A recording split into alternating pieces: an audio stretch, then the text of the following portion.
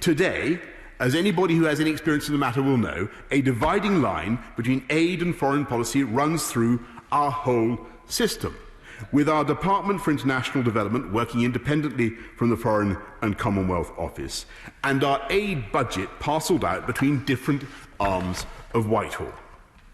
DfID outspends the Foreign Office more than 4 times over, and yet no single decision-maker in either department is able to unite our efforts or take a comprehensive overview.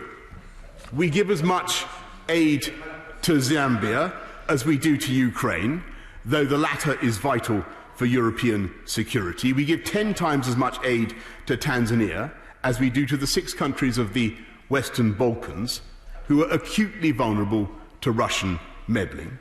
And regardless of the merits of these decisions, no single department is currently empowered to judge whether they make sense or not. No single department is empowered to judge whether they make sense or not. And so we tolerate an inherent risk of our left and right hands working independently.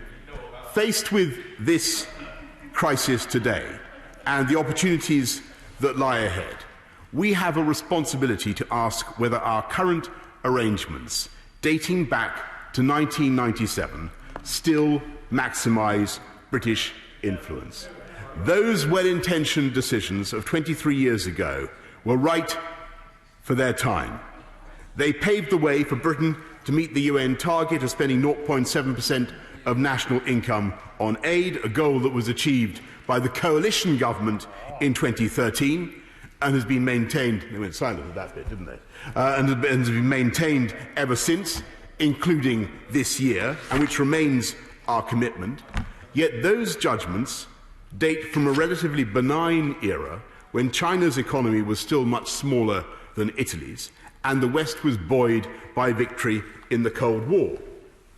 We must now strengthen our position in an intensely competitive world by making sensible changes. And so I have decided to merge DfID with the Foreign and Commonwealth Office, to create a new department, the Foreign, Commonwealth and Development Office. And this will unite our aid with our diplomacy and bring them together in our international effort.